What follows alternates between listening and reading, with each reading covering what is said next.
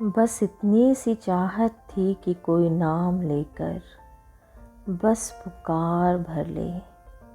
पर इंतज़ार की इंतहा तो देखो, आखिरी सांस तक आंखें खुली भर रही। मैं आज आपके लिए जो स्टोरी लेकर आई हूँ, जो एक्सपीरियंस लेकर आई हूँ, उसका टाइटल हमने दिया है बेकरार। और ये टाइटल क्यों दिया गया है, जब आप ये पूरी स्टोरी सुनेंगे तो आपको ज़्यादा बेहतर समझ में आएगा। आज राजू एक ट्रेन के सामने खड़ा है और वो ट्रेन उसके नज़रों के सामने छूट रही है।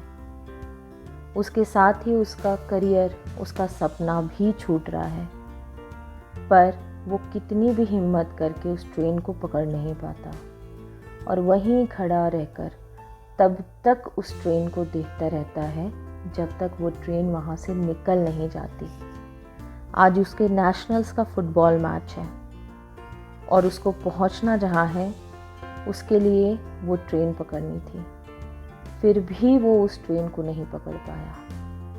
ऐसा क्या था, ऐसी कौन सी बात थी जो राजू को रोक रही थी और वो आगे बढ़ नहीं पाया, जा नहीं पाया, अपने जीवन भर के सपने को आज पूरा नहीं कर पाया। आज राजू 27 साल का हो चुका है। अपने डिसीजंस वो खुद ले सकता है, वो फ्री है, इंडिपेंडेंट है और एक अच्छा फुटबॉलर है जिसका करियर बहुत बढ़िया है। फिर भी वो अपने सपनों को पूरा नहीं कर पा रहा। ऐसा आखिर क्या था जो राजू को रोक रहा था? जानिए आज के एपिसोड में बेकरार। ये कहानी है राजू और संजना की। राजू इलाहाबाद का रहने वाला सिविल लाइंस में रहता था। ये तब की बात है जब उसकी उम्र लगभग 16 साल रही होगी। राजू को फुटबॉल खेलने का बड़ा ही शौक था, इसलिए बचपन से ही उसकी ट्रेनिंग स्टार्ट कर दी गई। माता पिता ने भी कभी नहीं रोका, हमेशा राजू का साथ दिया और वो अपनी ट्रेनिंग पूरी करने लगा। सिविल लाइंस के ही जगह पर एक बड़ा सा ग्राउंड हुआ करता था, वहीं पर उसकी प्रैक्टिस हुआ करती थी। वो काफ़ी ज़्यादा जो है वो डिटरमाइंड और काफ़ी ज़्यादा जो है वो डिवोटेड था अपनी ट्रेनिंग को लेकर और उसे कोई भी डिस्ट्रैक्शन पसंद नहीं था। सारा ध्यान उसका ट्रेनिंग पर होता था। समय पर पहुंचना, अपने मास्टर्स को ओबे करना, ये और डिसिप्लिन से रहना, ये सब उसके रूटीन में था। एक दिन अचानक उसका ध्यान किसी की तरफ यूं ही खिंच गया। पास ही एक जूडो कराटे की ट्रेनिंग चल रही थी, जहाँ पर एक चेहरा बार बार उसका ध्यान जो है वो अपनी तरफ खींच रहा था। ना चाहते हुए भी राजू बार बार उस चेहरे को देखना चाह रहा था।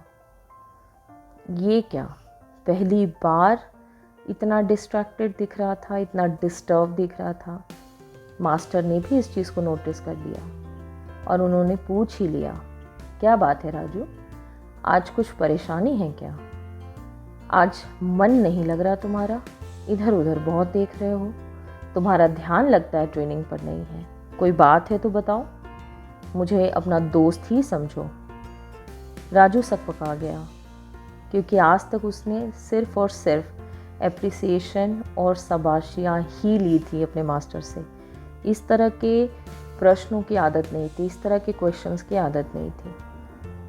तो राजू बोला, नहीं मास्टर, ऐसा नहीं है, कोई बात नहीं है।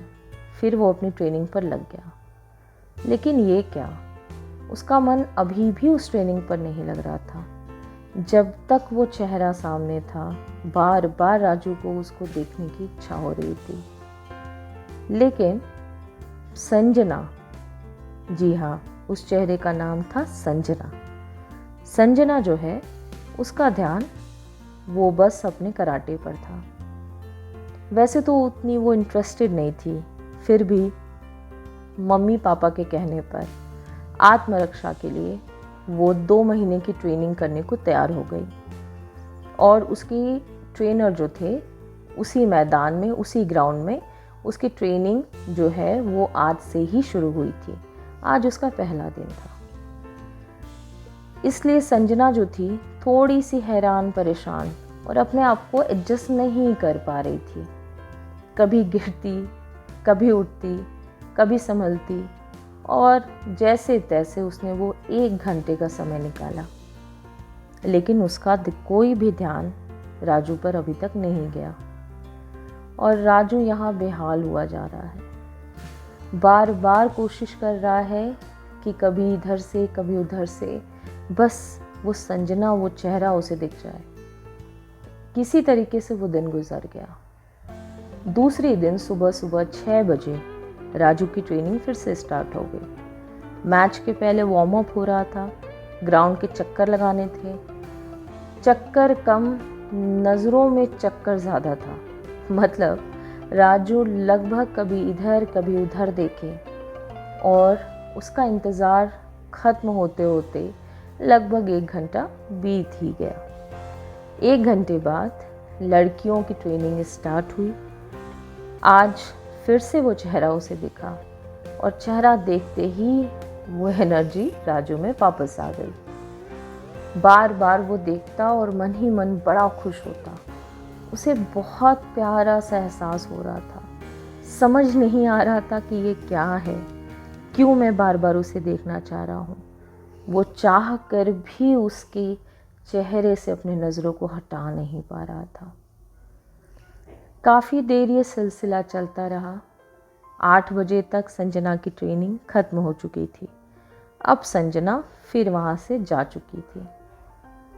अब फुटबॉल की ट्रेनिंग काफ़ी देर तक चलती है, लेकिन अब राजू का मन कहाँ लगने वाला था। क्यों? जिस चेहरे को देखने के लिए वो आया, आज वो जा चुकी थी। इसी तरीके से कई दिन गुजर गए।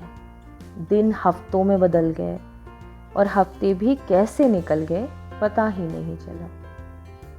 लेकिन ये देखने का सिलसिला अभी भी सिर्फ और सिर्फ नज़रों तक ही था और संजना ने तो अभी तक राजू को देखा भी नहीं था। अब राजू को लगा कि एक कदम आगे लेना चाहिए। उसने बहुत हिम्मत जुटाई और अपने दोस्त से ये बात शेयर की। उसके दोस्त का नाम था करण। दोनों ने डिसाइड किया कि आज संजना के पीछे पीछे हम जाएंगे और उसका घर देखेंगे। ठीक है, दोनों ने ये डिसीज़न ले लिया। ट्रेनिंग कंप्लीट होने का वेट करने लगे और आज अपने ट्रेनिंग से राजू ने अपने माँ बाप को बिना बताए पहली बार जो है वो छुट्टी ली। जैसे ही संजना की ट्रेनिंग 8 बजे कंप्लीट हुई, वो अपने घर के लिए निकल पड़ी। और ये छुपते छुपाते दोनों दोस्त एक साइकिल हाथ में लिए और साइकिल तो बगल में खड़ी थी, उसको हाथ से घसीटते हुए पैदल चलते हुए धीरे धीरे संजना के पीछे जाने लगे, कुछ इस तरह से कि संजना उनको देख ना पाए।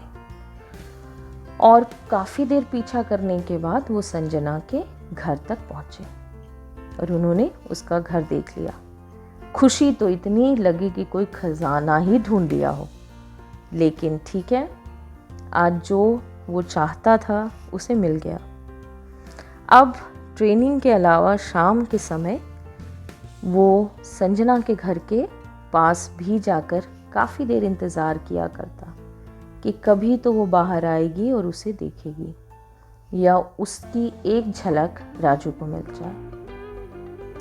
काफ़ी देर के इंतज़ार के बाद संजना के घर का दरवाज़ा जो है बालकनी का खुलता है और संजना बालकनी में आकर खड़ी हो जाती है। अब राजू काफ़ी देर से इंतज़ार करता करता, लेकिन जैसे ही वो संजना को देखता है, वो बिल्कुल साइकिल लेकर अपनी जो है वो वहाँ से भाग निकलता है। क्यों? शायद मन में एक डर भी था कि कहीं उसके माँ बाप या वो ना देख ले और उसे गलत ना समझ ले कि वो उसके घर के पास क्या कर रहा है। लेकिन संजना जो थी वो आज राजू पर उसकी एक नज़र पड़ चुकी थी। अगले दिन संजना ने राजू को फिर से देखा और वो शायद उसका इंस्टिंक्ट था कि वो भाप गई कि ये मुझे बार बार देख रहा है। अब राजू उससे नज़रें नहीं मिला पा रहा था क्योंकि उसने देखा कि संजना ने मुझे देख लिया है। अब इसके बाद राजू जो है वो नज़रें छुपा छुपा कर चोरी से संजना को देखता रहता है और उसके घर भी जाना उसने बंद कर दिया। अब वो उसके घर नहीं जाता कि कहीं संजना देख ना ले। लेकिन एक दिन अचानक संजना ने अपनी ट्रेनिंग में आना बंद कर दिया। अब राजू इतना बेचैन हुआ, पूरे समय वो खोजता रहा कि संजना किधर है, संजना किधर है।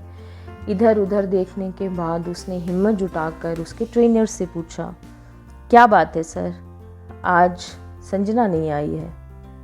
ट्रेनर ने अजीब से नज़रों से राजू को घूरा और वो डर के मारे वहाँ से भाग गया। अब उसके पास कोई चारा नहीं बचा था सिवाय इसके कि आज वो संजना के घर ही पहुँचे। फिर वो संजना के घर के नीचे जाकर खड़ा हो जाता है और इंतज़ार करने लगता है कि एक झलक दिख जाए मेरे यार की। संजना बाहर उस दिन नहीं निकलती है। अब उसकी धड़कनें बहुत तेज़ हो जाती हैं। वो डर भी जाता है कि आखिर क्या हो गया है, कहीं उसने शहर तो नहीं छोड़ दिया। इसी उधेड़बुन में वो वहाँ से चला जाता है क्योंकि काफ़ी रात हो चुकी थी। अगले दिन फिर वो अपनी ट्रेनिंग के लिए पहुँचता है और फिर वो इंतज़ार करता है। संजना आई नहीं आई, खोजता रहता है, देखता रहता है कि अभी तक संजना क्यों नहीं आई। काफ़ी इंतज़ार के बाद आज भी संजना नहीं आती। फिर वो उसके घर जाता है और उसी तरीके से खाली हाथ आज उसे फिर वहाँ से लौटना पड़ता है। अब उसके समझ नहीं आ रहा कि वो कैसे पता करे, कैसे पता लगाए कि क्या बात है, क्यों नहीं आ रही है संजना। तो बहुत हिम्मत कर वो उसके पड़ोसियों से आज पूछने की कोशिश करता है कि क्या बात है, क्या हो गया है। अब क्योंकि ये सीधा सवाल वो पूछ नहीं सकता था तो वो झूठ बोलता है कि संजना मेरी क्लासमेट है, आज क्या हो गया कि वो स्कूल नहीं आई है, दिखाई नहीं दे रही है। तो उन लोगों से उसको कुछ पता चलता है। अब क्या पता चलता है, क्या बात होती है, ये हम जानेंगे नेक्स्ट एपिसोड में। और आगे राजू की लव स्टोरी का क्या होगा दोस्तों, ये भी हम जानेंगे अगली स्टोरी में, अगले एपिसोड में। So see you for now, see you later, bye.